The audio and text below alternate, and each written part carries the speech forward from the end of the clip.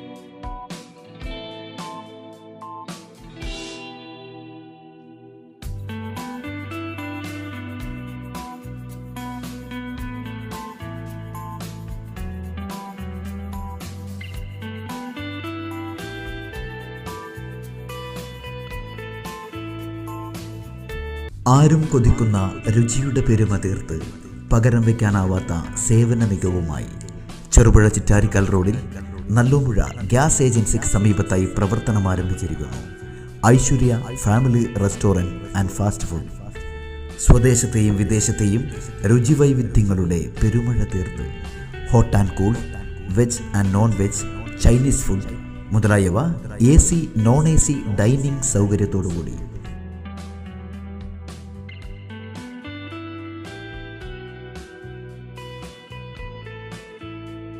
വിശാലമായ parking area സൗകര്യത്തോടുകൂടി,